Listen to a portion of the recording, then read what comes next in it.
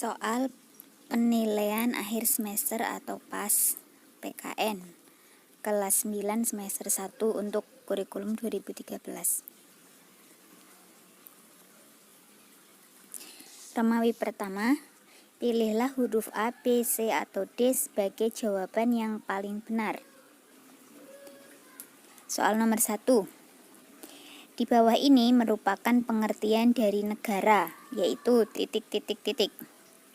A. Sekumpulan orang yang menempati wilayah tertentu dan diorganisasikan oleh kekuasaan yang sah dan berdaulat.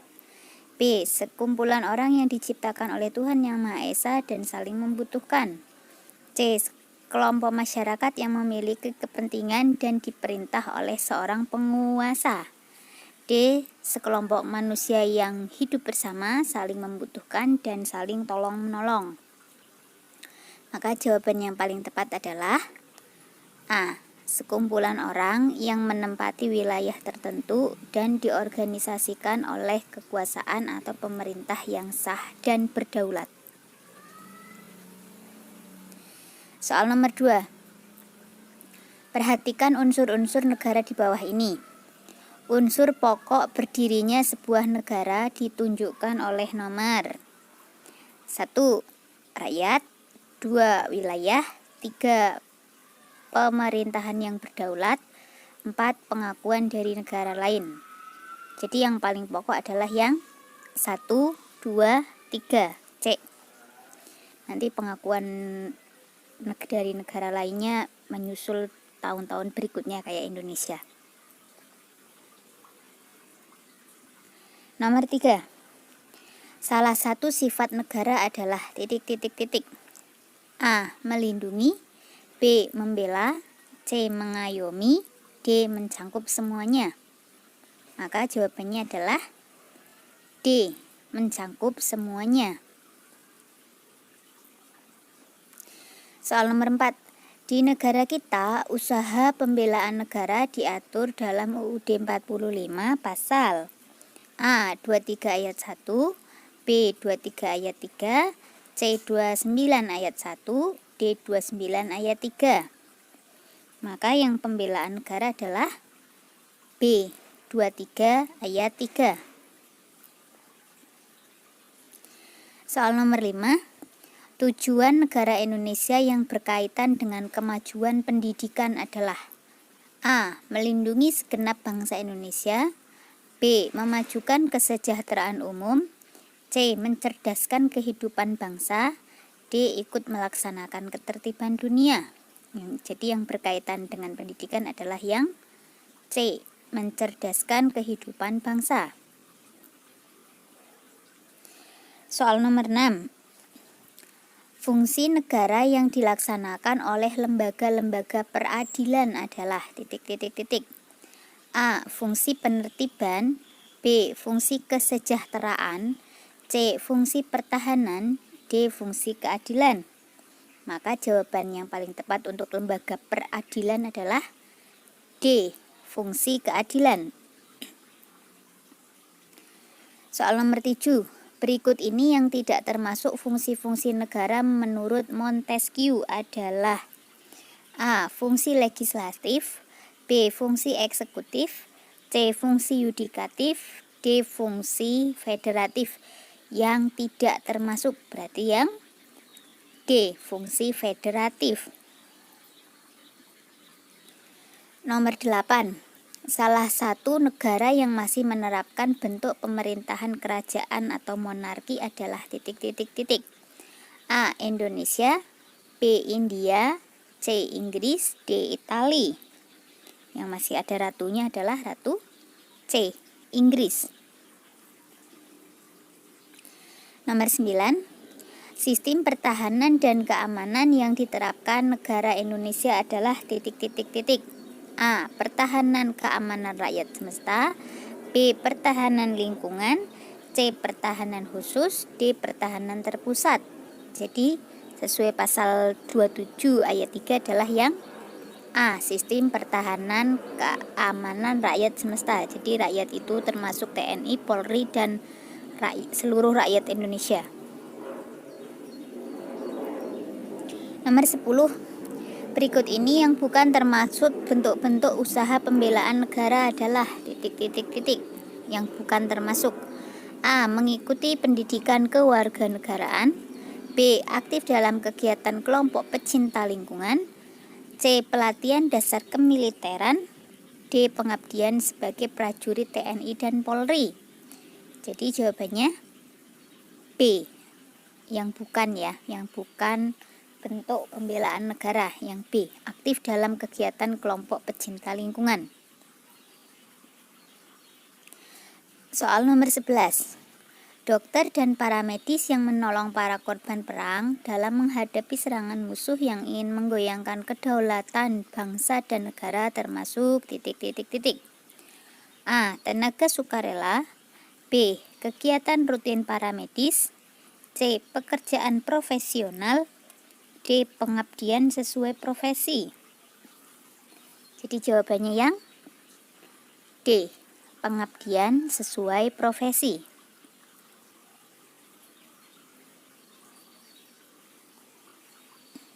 Nomor 12.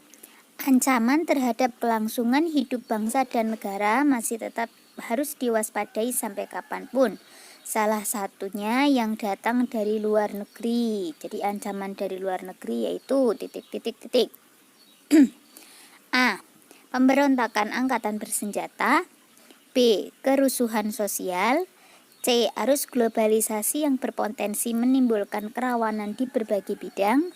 D. Maraknya pencari suaka dari negara konflik. Maka jawaban yang paling tepat adalah C. Arus globalisasi yang berpotensi menimbulkan kerawanan di berbagai bidang. Nomor 13.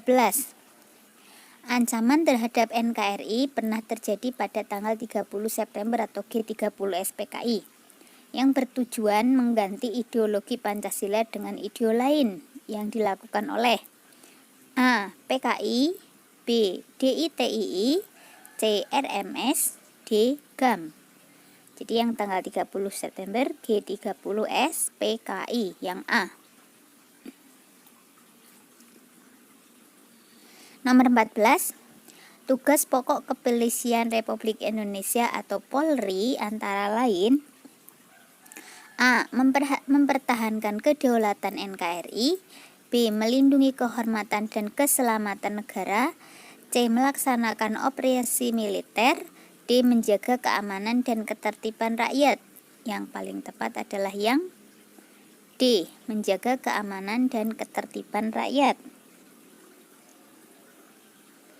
Nomor 15.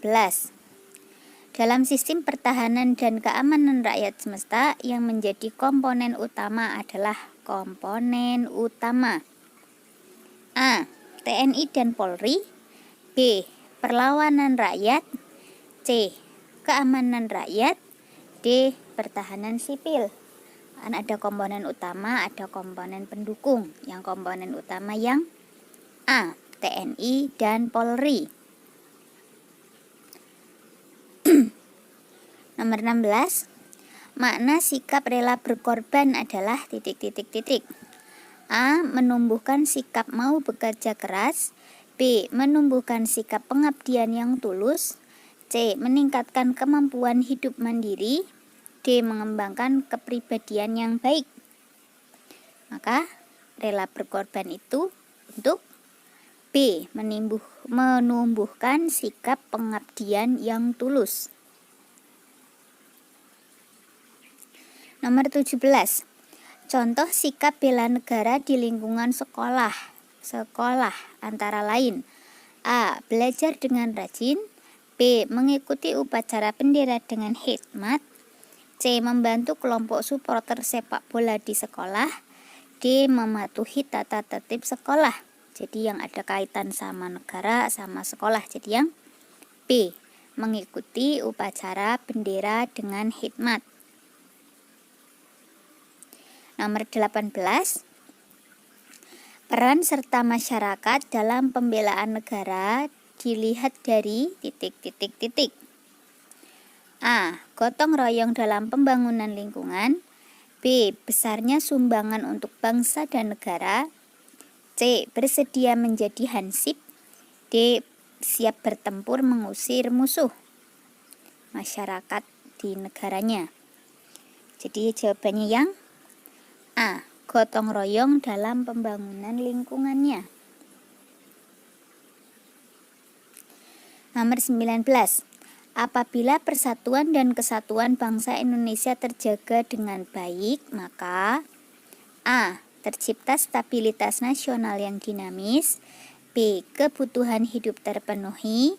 C. Pertumbuhan ekonomi yang baik. D. Roda pemerintahan yang berjalan baik. Jadi kalau sudah bersatu kan semuanya ya, semuanya. Jadi kalau sudah semuanya baik, maka akan A. Tercipta stabilitas nasional yang sehat dan dinamis.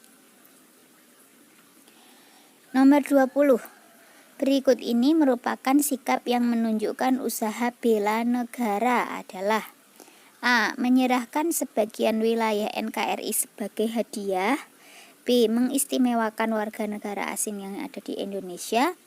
C. Menolak campur tangan pihak asing terhadap kedaulatan NKRI.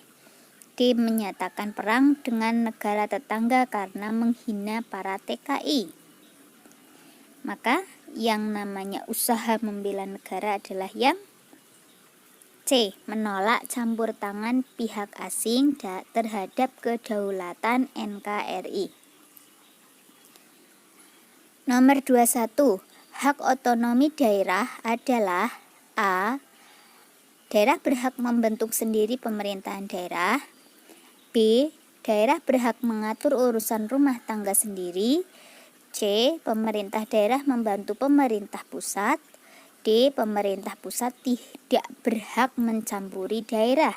Yang namanya otonomi adalah yang B. Mengatur urusan dalam rumah tangga sendiri. Nomor 22. Daerah yang bersifat otonom adalah A. Desa. B. Kelurahan. C. Kecamatan. D. Kabupaten. Atau daerah yang mendapat otonomi daerah, yaitu D. Kabupaten.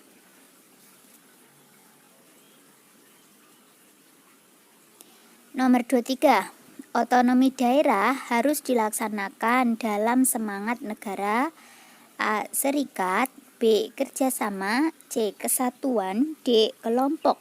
Jadi otonomi daerah yang ada di Indonesia adalah negara kesatuan. Nomor 24. Salah satu tujuan otonomi daerah adalah A. Melepaskan diri dari pengaruh pemerintah pusat. B. Agar pemerintah daerah dapat berkuasa penuh atas rakyatnya. C. Meningkatkan pelayanan dan kesejahteraan yang semakin baik. D. Membuat peraturan daerah sesuai keinginan kepala daerah. Maka jawaban yang paling tepat adalah yang C. Agar kesejahteraan rakyat semakin baik. Nomor 26. Dalam pelaksanaan otonomi daerah, urusan pemerintah yang tetap menjadi urusan pemerintah pusat adalah A. Kesejahteraan rakyat. B. Penanganan kesehatan. C. Perizinan usaha. D. Pertahanan dan keamanan. Maka jawaban yang paling tepat adalah yang D. Pertahanan dan keamanan. Nomor 27. Berikut ini yang bukan syarat-syarat yang harus dipenuhi sebagai calon kepala daerah dan calon wakil kepala daerah. Yang bukan syarat. A. WNI yang bertakwa kepada Tuhan Yang Maha Esa. B. Memiliki kekayaan yang cukup. C. Setia terhadap Pancasila sebagai dasar negara. D. Sehat jasmani dan rohani.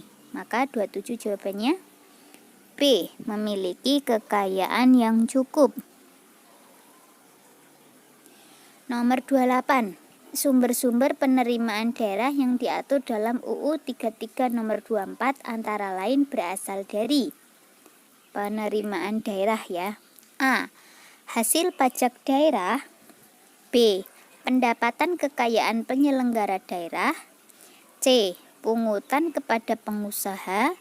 D. Perusahaan keluarga kepala daerah. Maka nomor 28 jawabannya A. Hasil pajak daerah. Nomor 29, berikut ini yang tidak termasuk perangkat daerah ya, tidak termasuk perangkat daerah adalah A. Sekretaris daerah, B. Dinas daerah, C. Lembaga teknis daerah, D. Organisasi massa atau ormas.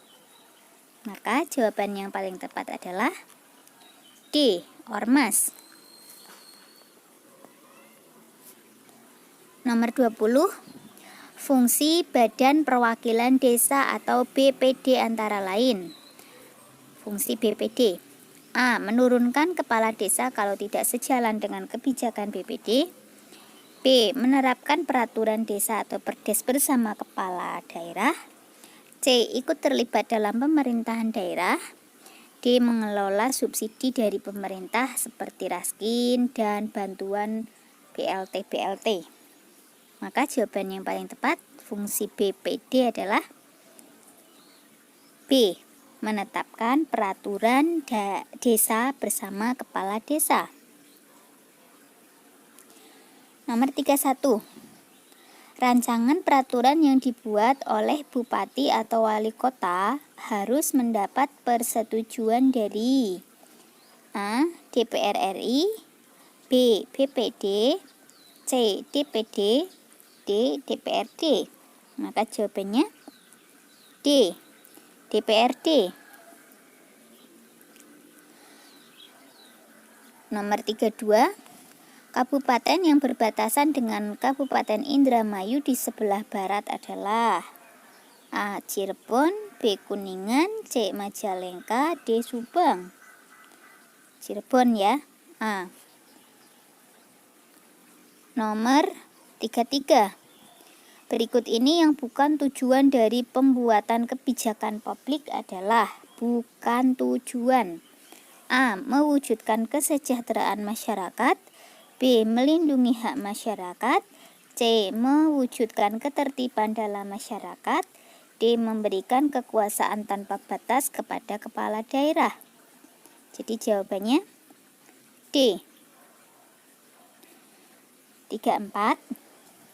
Suatu peraturan daerah dikatakan sah apabila A.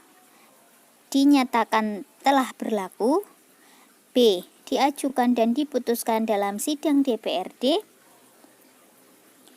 C. Disetujui DPRD dan disahkan oleh kepala daerah, D. Diumumkan kepada masyarakat. Jadi jawabannya yang C. Disetujui DPRD dulu, baru disahkan oleh kepala daerah. Nomor 35. Partisipasi dan proaktif masyarakat dalam perumusan kebijakan publik di daerah sangat penting. Karena, jadi masyarakat itu partisipasinya penting karena A. Pemerintah akan mudah memaksa masyarakat untuk mematuhi kebijakan. B. Pemerintah dan masyarakat harus bekerja sama demi terwujudnya kesejahteraan bersama. C. Masyarakat berhak menuntut segala kebutuhan kepada pemerintah. D. Masyarakat adalah objek pelaksana kebijakan publik. Maka partisipasi masyarakat penting karena B. Pemerintah dan masyarakat harus bekerja sama demi terwujudnya kesejahteraan bersama. Nomor 36. Contoh peran serta masyarakat dalam pemerintahan adalah A. Membantu petugas sensus penduduk dalam mendata jumlah penduduk. B. Melaksanakan siskampling di lingkungan masing-masing. C. Membentuk karang taruna. D. Memelihara hewan langka yang dilindungi. Yang paling tepat yang B. Melaksanakan siskampling di lingkungan masing-masing. Jadi piket bergilir. Nomor 37. Keberhasilan pelaksanaan pembangunan menuju terwujudnya keadilan sosial sangat ditentukan oleh A. Kemajuan dan kecanggihan teknologi, B. Besarnya dana yang tersedia, C. Partisipasi seluruh warga negara peserta pemerintah, D. Sarana dan prasarana yang ada. Jawabannya yang C. Jadi warga negara dan pemerintah ikut bersama-sama. Partisipasi C. 39. Peraturan yang dihasilkan kepala daerah dan DPRD adalah A. Undang-undang, B. Peraturan pemerintah, C. Peraturan presiden, D. Peraturan daerah. Jawabannya D. Peraturan daerah. 39. Partisipasi masyarakat daerah dalam perumusan kebijakan publik diwakili oleh A. DPRD Kabupaten Kota, B. DPRD RI, C. DPD, D. Organisasi kemasyarakatan atau ormas. Maka jawabannya adalah yang A. DPRD kota atau kabupaten. Terakhir nomor 40. Apabila kebijakan publik tidak sesuai aspirasi masyarakat, maka akan terjadi A. Penerimaan, B. Penolakan, C. Pembangkangan, D. Pemberontakan. Maka jawabannya yang B. Penolakan dulu.